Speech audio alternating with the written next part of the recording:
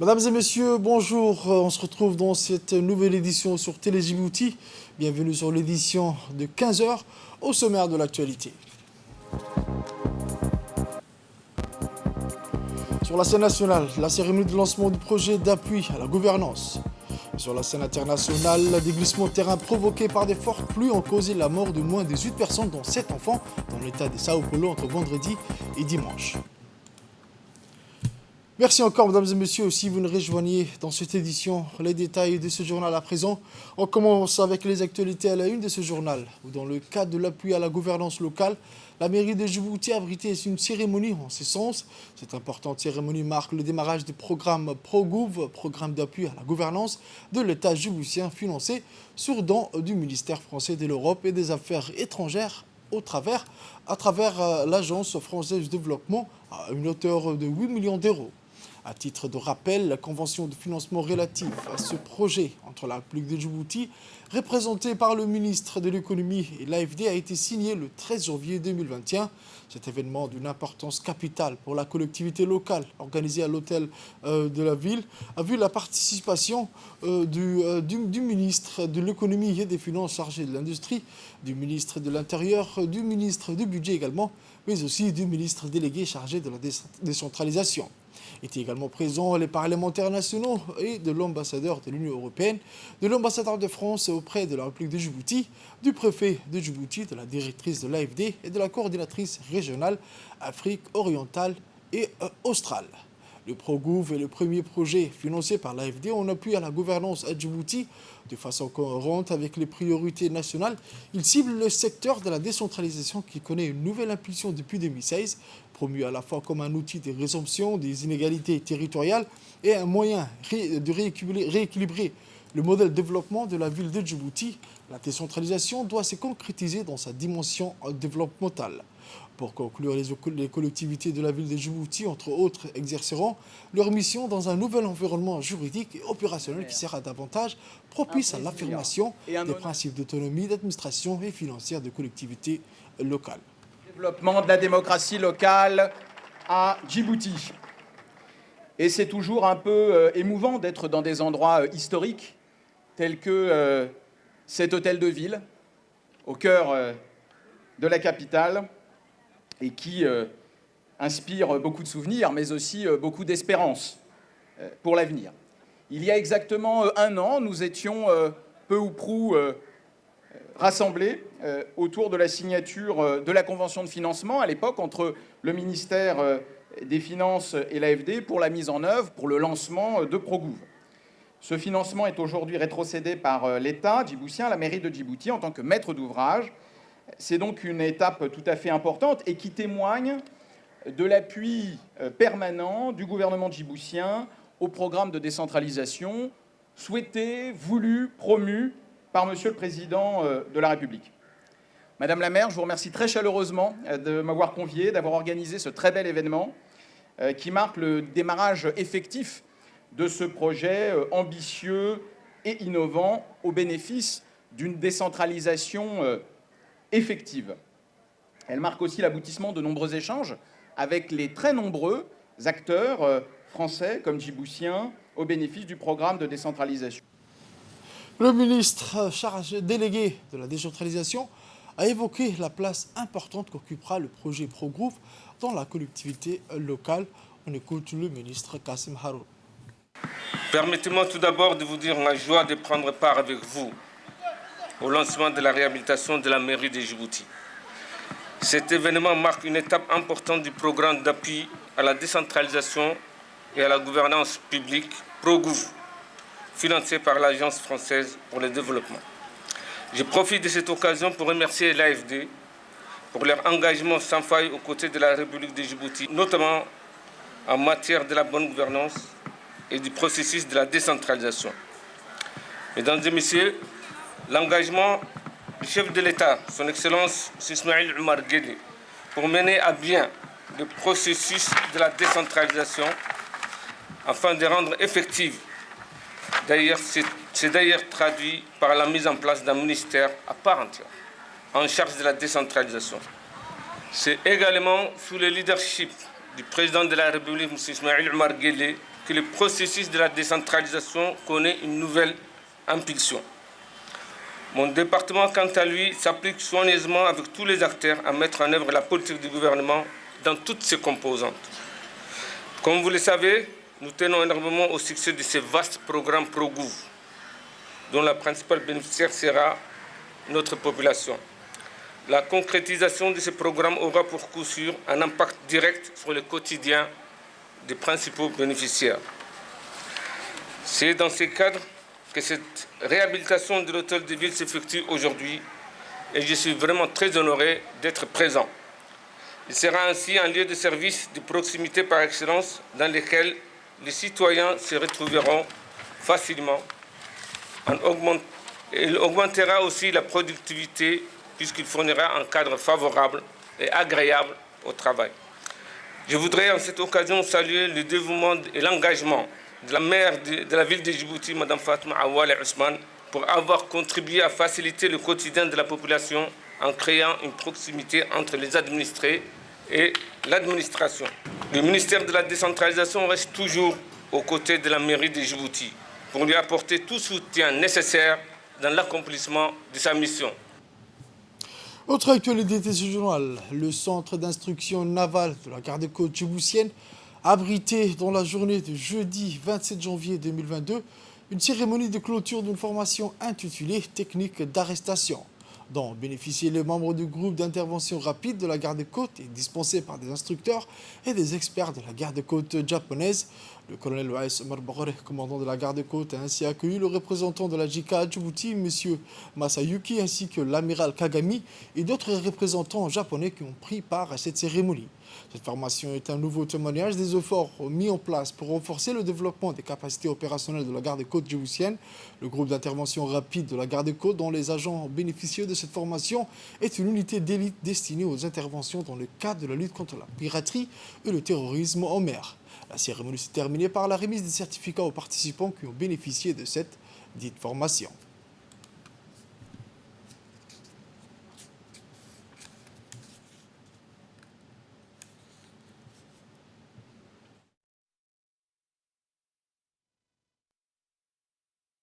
C'est un grand plaisir pour moi de prendre part à la cérémonie de la clôture des formations sur les techniques d'accostage, de remorquage et les méthodes d'arrestation, dispensées par les membres de la garde-côte japonaise dans le cadre du projet de coopération technique phase 3. En effet, ces formations vont permettre de mieux préparer les agents de la garde-côte djiboutienne dans l'exécution des activités de sécurité maritime. Les experts de la garde-côte japonaise ont beaucoup mis l'accent sur l'importance des précautions à prendre pour éviter les accidents en mer et également sur la bonne gestion du navire. Ces mesures sont indispensables pour le développement de la garde-côte djiboutienne. Dans une courte allocution prononcée en cette occasion, le commandant de la garde-côte djiboutienne est revenu sur les liens étroits de coopération et de collaboration entre l'institution et ses partenaires japonais, qu'il s'agisse de la JICA, du GAMS ou des gardes-côtes japonaises. On écoute le colonel Waïs Omar Boghore. Un immense plaisir pour moi de participer avec vous à la cérémonie de clôture de la formation sur les techniques d'arrestation au profit des éléments du groupe d'intervention rapide de la garde-côte djiboutienne.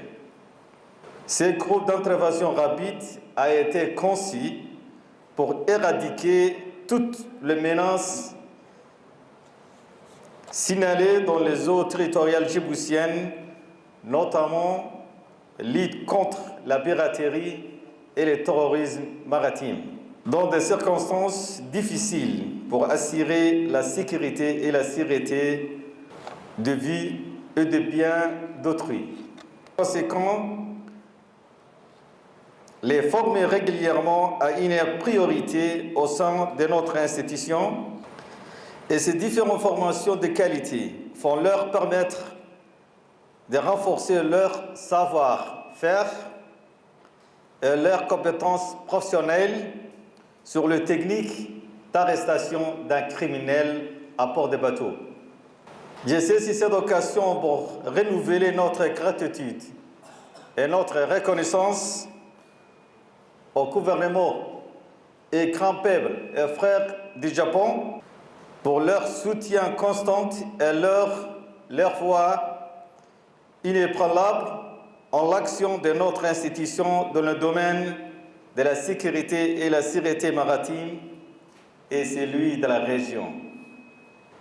Je tiens aussi à remercier le bureau de la JICA à Djibouti et l'ambassade du Japon et la garde-côte japonaise, qu'ils sont avec nous depuis la création de la garde-côte djiboutienne pendant plus de 11 ans. On vous remercie beaucoup. Autre actualité de ce journal, c'est dans le cadre stratégique pour la transformation socio-économique du continent adopté par les chefs d'État et de gouvernement de l'Union africaine en janvier 2015, la Commission économique pour l'Afrique, le ministère de l'économie et des finances a organisé un atelier sur les scénarios politiques en vue de la priorisation des objectifs de développement durable et de l'agenda 2063 dans le plan national de développement de Djibouti. Cet atelier de 5 jours comprendra des sessions de formation technique, des présentations des résultats et des sessions de travail dans le but de familiariser les représentants des départements sectoriels au modèle ISDG Djibouti. L'USDG, qui est le modèle intégré des objectifs de développement du Millennium Institute, est un outil de simulation dynamique conçu pour soutenir une planification de développement à long terme complète et intégrée. Le modèle intégré des facteurs sociaux, économiques et environnementaux dans son analyse qui permet d'évaluer les différentes options politiques en vue de la réalisation des DD. Les sessions de l'atelier seront animées par Moulay Mamba du Millennium Institute.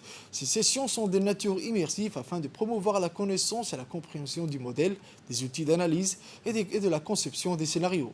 Les objectifs de l'atelier sont approfondis et opérationnaliser les concepts théoriques de la dynamique des systèmes présentés, former les participants à l'utilisation du modèle ISDG et de l'interface utilisateur, construire des interventions et scénarios à l'aide du modèle, maîtriser également la combinaison de politiques afin d'avoir des synergies positives. Dans lequel on a pris en compte l'ensemble des politiques mises en place ou qui veulent être mises en place dans le PND.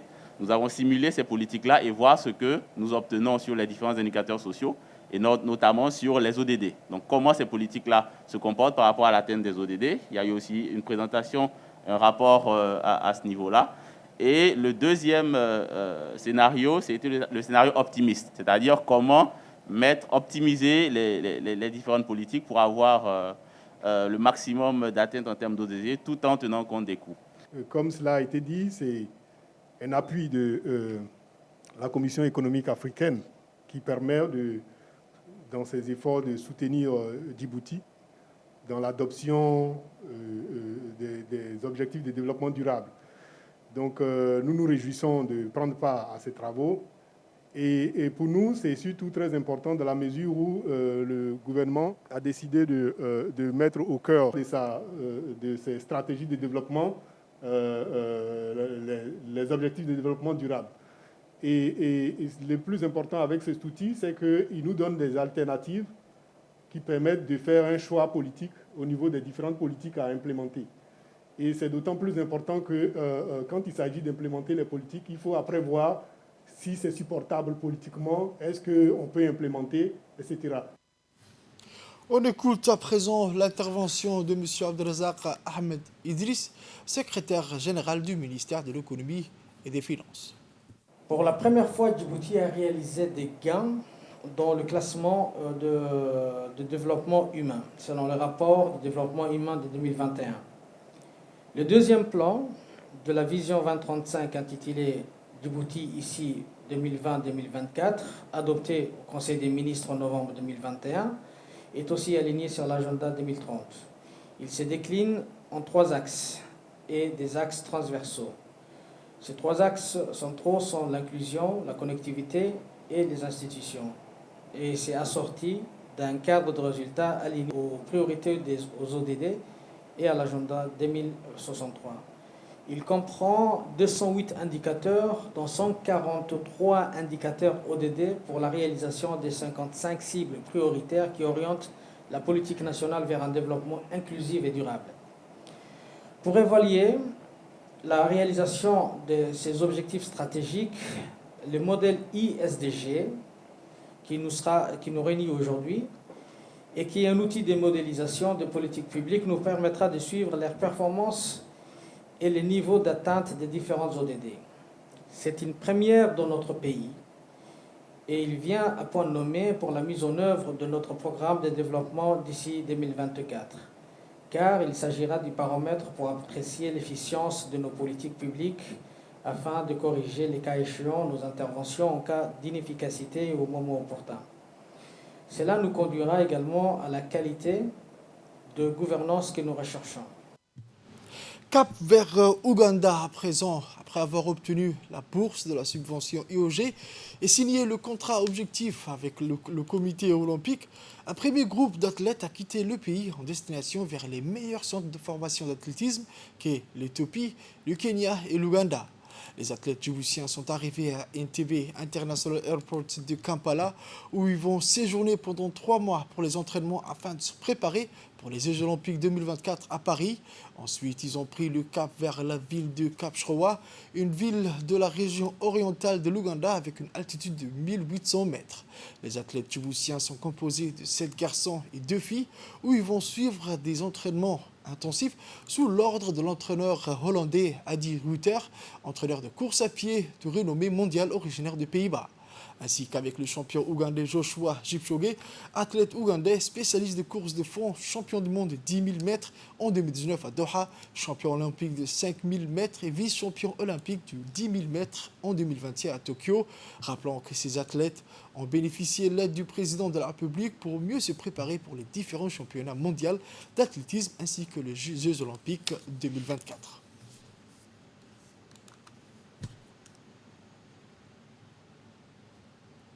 Retour à Djibouti, à PK23, où à l'occasion du grand rassemblement religieux, le Ijtima, qui s'est déroulé sur un espace aménagé situé au PK23 du 28 au 30 janvier 2022, le haut commandement de la gendarmerie a mis en place un important dispositif de sécurisation pour garantir le bon déroulement de ces rencontres religieuses et spirituelles renforçant la foi des pratiquants.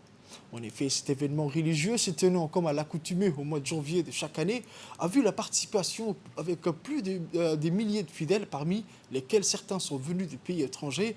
En vue d'éviter tout débordement au risque des accidents routiers, plusieurs unités de la gendarmerie telles que l'escadron de la sécurité routière, la gendarmerie mobile, la GIGN et le service de secours ont étroitement travaillé durant 3 jours pour la bonne réussite de cette mission commune. Les gendarmes ont œuvré d'arrache-pied en vue de contenir les fidèles en dehors de la route nationale N1, d'assurer la régulation du trafic routier sur le corridor et du bon parquinage des véhicules ainsi que la sécurisation du lieu de culte. Par ailleurs, les activités les plus sensibles se font ressentir à la clôture de la cérémonie religieuse dans le cadre notamment de la gestion de la marée humaine voulant occuper l'axe routier en vue de progresser vers la capitale et également des automobilistes pressés de regagner la ville.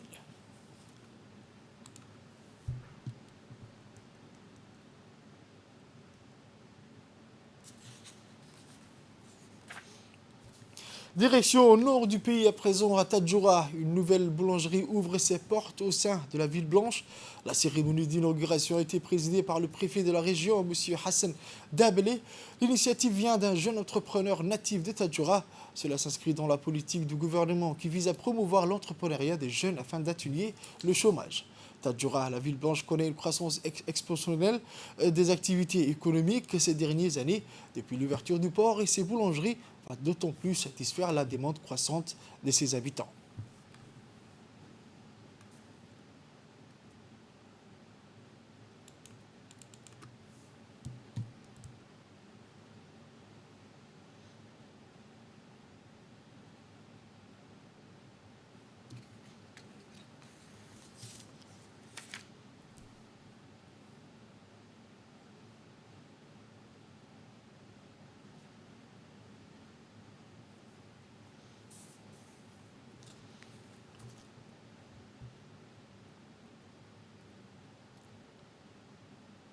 Nous avons le regret de vous annoncer le décès de feu Abdullahi Mohamed Ibrahim, plus connu sous le nom de Harago, décédé le week-end dernier en France, dans la ville de Mans. Né le 17 mai 1951 à Djibouti, le défunt était comptable au ministère de l'énergie et des mines à Djibouti. Il laisse derrière lui une veuve, 5 enfants et 5 petits-enfants. Que le Très-Haut Allah l'accueille dans son paradis éternel. Inna lillahi wa inna ilayhi raji'un. Pour les actualités internationales, je vous le disais dans le titre, au moins 18 personnes ont perdu la vie à la suite des fortes pluies qui se sont abattues entre vendredi et dimanche sur l'état de Sao Paulo dans le sud-est du Brésil, provoquant des glissements de terrain, ont annoncé dimanche 30 janvier les autorités. Depuis vendredi, les inondations ont déjà provoqué 18 décès, dont 7 enfants, et déplacé quelques 500 familles, a indiqué le bureau du gouverneur de Sao Paulo dans un communiqué. Le gouverneur João a annoncé avoir débloqué une enveloppe de 15 millions de réals pour venir en aide aux 10 villes les plus touchées de l'État le plus peuplé au Brésil. Depuis le début de la saison des pluies en octobre, le Brésil a subi de fortes précipitations, notamment dans l'état de Bahia, où 24 personnes sont mortes, et dans l'état de Minas Gerais, où l'on dénombré au moins 19 victimes et des milliers de déplacés. Mesdames et messieurs, c'est la fin de cette édition de 15h. Merci à vous de l'avoir suivi et restez avec nous pour la suite du programme.